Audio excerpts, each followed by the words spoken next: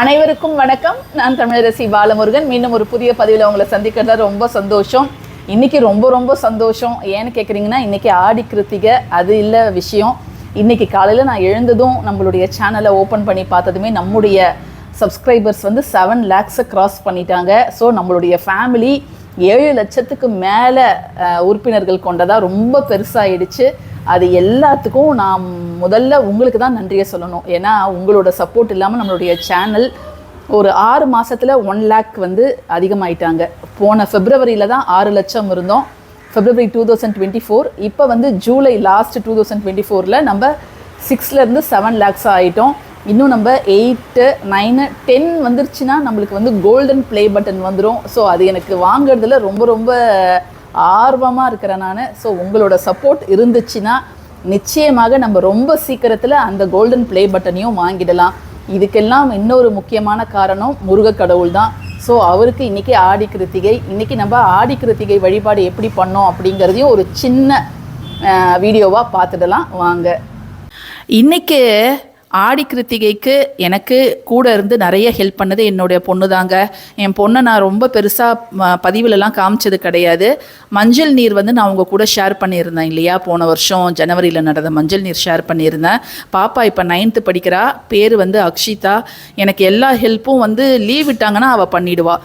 அதனால் இன்றைக்கி ஆடி கிருத்திகை லீவ் விட்டுட்டாங்க. ஸோ லீவுன்னு சொன்னதும் அவள் சந்தோஷப்பட்டாலோ இல்லையோ எனக்கு ரொம்ப சந்தோஷம். ஏன்னு கேட்டிங்கன்னா, பாப்பா இதை கொஞ்சம் பண்ணு, அதை பண்ணு, இதை கொஞ்சம் செஞ்சுடு, பூ வச்சுடு அப்படின்ட்டு நான் எல்லா வேலையும் அவகிட்டேருந்து வாங்கிப்பேன்.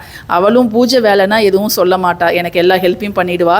அவள் நிறைய வீடியோவில் என்கிட்ட கேட்டிருக்காம்மா, நான் தானே விளக்குக்கெல்லாம் பொட்டு வச்சேன், என்னை ஏதாவது ஒரு இடத்துல சொன்னியாம்மா நீனு அப்படின்னு கேட்பா. உனக்கு ஏன் அந்த குறை அப்படின்னு சொல்லிட்டு, இன்றைக்கி நீ உட்காந்து நீ பொட்டு வை, நான் ஃபுல்லாக நீ தான் பண்ண அப்படிங்கிறத சொல்லிடுறேன் அப்படின்னு நான் சொன்னேன். அவளுக்கு நான் சின்னதுலேயே இந்த மாதிரி பொட்டு வைக்கிறது, அதை மாதிரி சாமிக்கெல்லாம் வஸ்திரம் எப்படி வைக்கிறது, கட்டுறது அப்படின்லாம் நான் சொல்லி கொடுத்துட்டேன். அதனால் நான் சொல்ல தேவையில்லை, அவளே எல்லாத்தையும் பண்ணிவிட்டு எந்தெந்த இடத்துல எதெல்லாம் வைக்கணும் அப்படிங்கிறத அவள் பண்ணிவிடுவாள். ஸோ உங்கள் வீட்டில் உங்கள் பொண்ணு உங்களுக்கு ஹெல்ப் பண்ணுவாங்களா அப்படிங்கிறத கமெண்ட் செக்ஷனில் என் கூட ஷேர் பண்ணிக்கோங்க. நான் இன்றைக்கி மதியம் 2 மணிக்கு மேலே தான் நான் படையல் பண்ணேன். வெள்ளை சாதம், உருளைக்கிழங்கு பொரியல், அதுக்கப்புறம் பார்க்குறது சௌசவ் சாம்பார் செஞ்சுருந்தேன். அதுக்கப்புறம் எப்போதும் போல் ரசம்.